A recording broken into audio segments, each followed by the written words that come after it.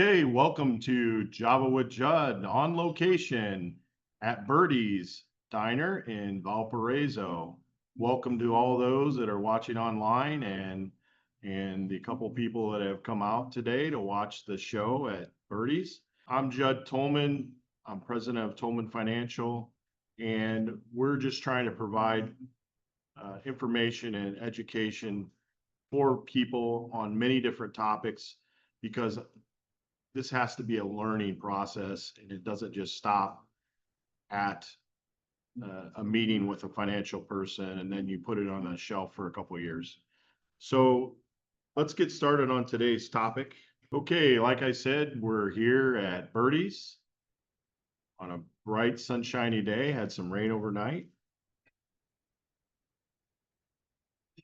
Like I said, I'm Judd Tolmen, president of Tolmen Financial, in my 39th year of helping people with their personal finance.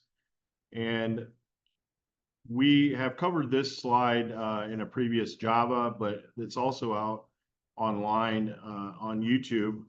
But I wanted to go over it real quick because we're going to talk about one of the segments here. So at the bottom corner, the circle is the savings. That's your emergency savings account, your savings account that you have for any needs that you may have on an immediate basis. And it is the most important part of any financial plan. Then we go to the top circle where we have the investments. There's four legs of the investment. House and property. We are having a video come out on the house and property because as we build equity in our house and we get it paid off, you know, it just sits there and it doesn't work for us. So we've got some ideas on how we can do that on a safe basis. And our philosophy now is if you've got your house paid off and you take equity out, but you don't spend it for a boat or a new car or pay off credit card bills, then we can put that to work for us and actually do the same thing like a bank does and earn money without working for it per se. And that's what banks do. They make money off of other people's money. And that's what we want to talk about too, is OPM, other people's money. Let's use that to our advantage. So so then we have high risk stocks and bonds. And then the one we're going to talk about today is the leg that has the 401k, 403b. There's a lot of different names, IRA, that are pre-tax, which means that money went in without being taxed. And then the whole thing is now taxable when you start to take distributions. And then the last circle is the long-term savings, which is also our life pension. And that will be something that we talk about at the end of this program. And then that will be our major topic for next week. We always talk about multiple income streams. When we look back and we hear the saying, you shouldn't have all of your eggs in one basket. Well, you also shouldn't have all your cash flow, your income, especially when you hit retirement, coming from one area. We have so many people that we work with that drive the truck all the way up to the finish line with the only retirement vehicle they have is the 401k. And then they come to us, which is fine, and they want us to develop a plan, but they've taken out a lot of different options along the way by not starting earlier in the planning process, which really limits the different ways they could pivot and actually create some of these other cash flows. A lot of people have a pension, they'll have Social Security, and right now that arrow is red and possibly Social Security not being taxed. We'll see if that when that happens and as soon as we get final information on that. But your Roth IRAs in the green, you know, that's not taxable, but still under a lot of government control. And for me as a financial planner, if we can keep the government out of our investments, that's always a good thing because we don't want them telling us what we can and can't do down the road. Indexed annuities also are taxable. And those are safe havens. That's what we specialize in, is building that foundation that's always going to be there. We don't have to worry about market risk or anything like that. And My philosophy is 4 yards in a cloud of dust, kind of the old football term. We don't like to throw the Hail Mary and hope that, gee, I can maybe make 30% this year, but I could also lose 30%. We don't do that. We only work on moving forward. And then another income stream would be any business you may have or own or buy into. And then our last one is that life pension, which we'll talk about. But that provides a tax-free distribution and also a tax-free distribution that would go to your beneficiaries in the event something would happen to you. So let's talk about the 401k. How good is it after 40 years? And this is the feedback I'm getting, is that we now have people who are reaching retirement who have started their career with the 401k. And some people have had a match, some people have had to grind it out kind of by themselves. But here's the thing that I'm seeing. When they started the program, the government sold it to us by taking out a little bit of tax on the front end, only to find out that when we got to retirement, that 100% of that account is now taxable. So how good is it after 40 years? Well, let's look at this article that was on the front of Time magazine, and it was published in October 19th, 2009. Why is it time to retire the 401k? Well, all the way back in 2009, they could see that the 401k is not doing what it was supposed to do. So already we have doubts about that, about 20 years into the program. And of course, Time was a big magazine back then. You don't see people reading magazines as much, but that was on the cover.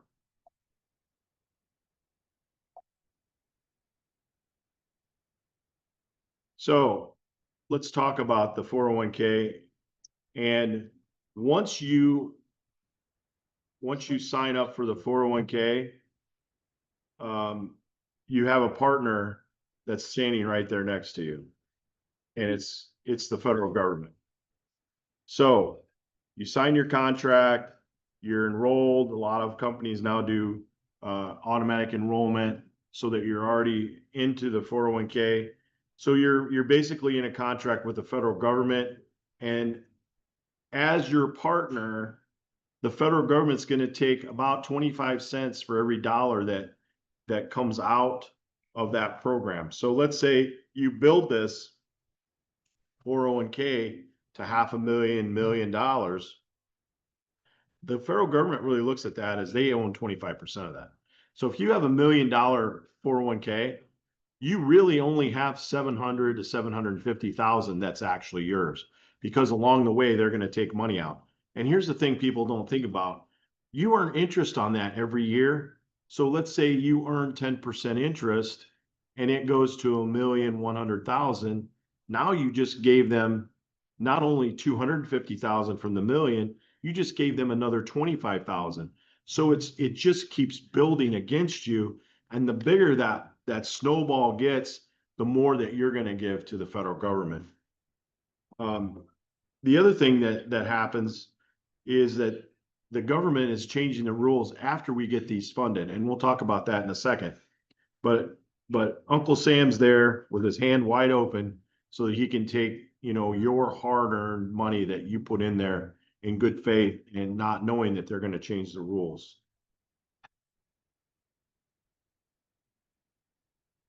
So here are some of the rules that Uncle Sam, wants to make sure you understand. So all withdrawals that you take out before you're 59 and a half, he's going to take 10% penalty right off the top. So your hard-earned money that you may need in an emergency situation, and the federal government's going to take 10% off the top.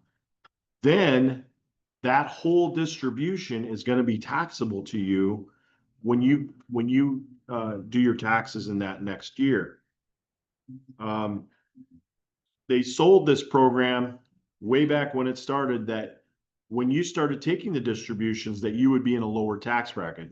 They've now just recently come out and said, no, that's not true, you're actually going to be in the same tax bracket in most cases, and you're not going to save money in that realm. Um, then, and this kind of happened during the pandemic, but they started raising the age in which you have to start taking out distributions, and that's called your required minimum distribution. So back in the day, it was 70 and a half forever until 2020, and they raised it to 72. Now they've raised it to 73 when you have to start taking out. And by 2030, they say they're going to raise it to 75. Well, someone has to scratch their head as to why the government would do that, because they want their tax money. And at 70 and a half, you had to start taking out distributions and then paying tax on the money that you took out. Well, by raising that age a little bit every year, and you've got this big snowball sitting there, just like we talked about, if you've got $1 million and you don't have to take anything, and it grows to 1,000,001, 1,000,002, pretty soon it's at 1,000,005 with these extra years. And now you've grown this behemoth account, and how do you manage it? Because if you take out too much, you're going to pay extra tax. Plus, you may be already taking money from other places. So you've got your pension, your Social Security, and now you have to start taking this big sum of money, which just for an example, on around $800,000, you would have to take about 4.5% on that the first year, which is, close to $60,000 that you're going to have to take. So also, if you forget and you say, gee, I forgot all about taking my RMD. Well, the amount that you should have taken out may be penalized at 50%. They're talking about, and I think they have lowered it to 25, but let's say you were supposed to take out $50,000 and you didn't, and you incur a 25% penalty. That's a hefty penalty of $12,500 that you're going to have to pay in just penalties, and then add the whole amount to your taxable income. Now, one of the things that they do offer is that if you're married and you pass away and your spouse is your beneficiary, you have to name the spouse. If you name the estate, your spouse is not going to get a spousal exemption. But if your spouse is named as the sole beneficiary or a beneficiary, that portion of it is going to flow to them without any taxes, and they will take control of that account as their own IRA or 401k, however it's set up. So that is one of the bonuses, but this is the downfall in the Secure Act of 2020, and they've revised that a couple of times. So they've got Secure Act 2020.2.3. It now requires the beneficiary to take the full distribution out within 10 years if it is not a spouse. So when you're leaving this money to your children, on the last spouse who passes away, because we got a spousal exemption, so all the money is going to flow to one spouse. When that second spouse passes away, that money has to be depleted out of that inherited IRA within 10 years. So let's say that account had grown to 1,000,000, 1,000,005, and you've got maybe a single child.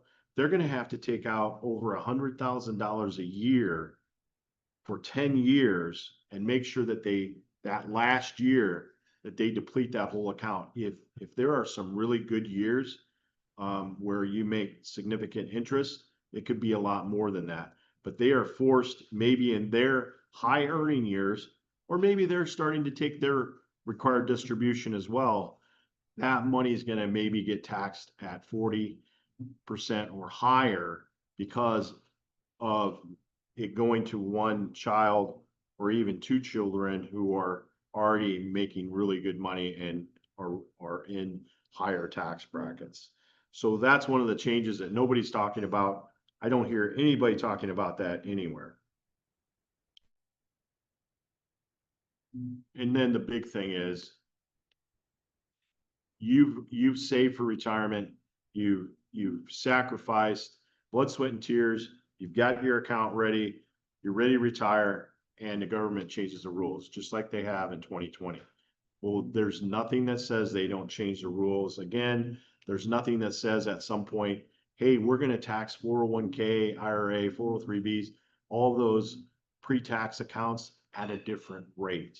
It could be lower, it could be higher, but they have the ability to pass laws that will change that rate after we figured out our financial plan and are counting on that cash flow to come in. And of course, Uncle Sam says, thank you for contributing to the 401k so I can help pay off our debts. This is just a slide that kind of hits home because once you put that money in, it's in that safe. You can look at it, you can see it in your statement, but until you're 59 and a half, you can't touch it without that penalty. So, when those bumps in the roads come again, and you need a little extra cash, your money's tied up. And if you take it out, you're going to pay a big penalty and pay taxes on that in that year. So Judd, here I am. I agree with everything you're saying. I see now that the 401k may not be my best option. So don't just tell me that and not offer me a solution. So here's your solution. Because you don't want Uncle Sam as a partner. I mean, who wants Uncle Sam as a partner when they're going to take money that they didn't really work for? So let's just go through this. If we had a plan that had no rule on 59 and a half so that you could take money out before you're 59 and a half and not incur a penalty, I think that would be good. No tax on the accumulation, just like the 401k is now. So that thing's going to grow and you're not going to pay taxes every year, but you're not going to pay taxes on any money that ever comes out of that policy. No taxes on any distributions that you take. No mandatory distributions. The government's not in control of this account. They're not going to tell you at 70 and a half that you have to start taking money out, or at age 73 or 75 or whatever number they come up with down the road. This is not government controlled. This is your account. And there's no penalties for not taking out enough. It's your money. You should be able to control how much you take out or how little you take out. No Secure Act. There's no rules that say, hey, when the second spouse passes away, that money has to be depleted within a certain amount of time. It can sit there, it can grow for their financial future, or it can be used as legacy money to be passed on to their children. And then at the end, when the second spouse or when one of the spouses passes away in this program, there is a lump sum benefit that is paid to the beneficiary without any taxation. So what is this product, Judd? Please tell me. It's a properly designed, maximum funded indexed universal life. Now, a lot of people, a lot of the gurus in the financial industry, they poo-poo life insurance, they poo-poo annuities because they want you to invest in the market. And there's a reason why they don't want you using these products, because that's taking money away from them. But when you see how this product performs and how it doesn't conform to any of the laws or any of the taxation, and it's your account to use as you please, I think you'll understand why we do that. So we call this Tolmen Financial's Life Pension.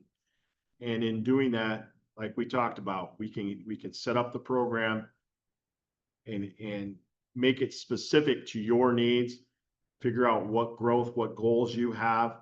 There is no risk. It's a solid foundation.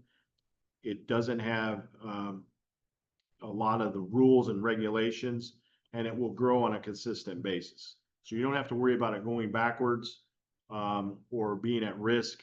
And from day one, there's a benefit, a life benefit, life insurance benefit to your beneficiaries. And also there's a benefit. Let's say you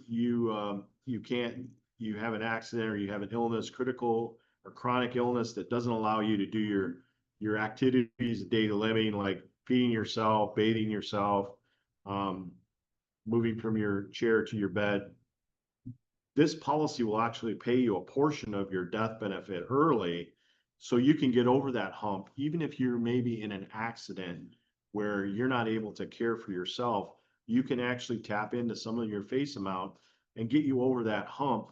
Just like you didn't maybe have work during the pandemic, maybe you don't have work, because of an injury or illness, and that statistic is 50% of people that have an accident or illness will actually possibly lose their home because they're not able to financially provide for their family. So that takes that also off the table, which is much different than having a 401k, which you could pull money out of, but you're going to have to pay taxes on that money. So we're going to talk about the life pension in great detail next week. And we'll continue this process of educating people on all different kinds of subjects. And we've got some exciting things, but we have to start from the basics and move forward. So if this is the first Job with Judd that you've watched, go back and maybe pick up some of the other Javas on our YouTube channel. Please subscribe to our YouTube channel. That way you'll get notified when we put new material out there. But next week, we'll actually be on location at the Dessert Cafe in LaPorte. Brand new establishment, just a couple months old. They're doing fantastic stuff. And we're looking forward to being there next Friday at 7, August 1st. And then August 8th, we'll be kind of across the street at Mama T's. One of my favorites for a long time. August 8th, 7 a.m. They're on Lincoln Way. And we're looking forward to stopping in there on August 8th. So thank you for joining us. Thank you all for coming, and have a great weekend. And we look forward to talking to you soon. Have a great day.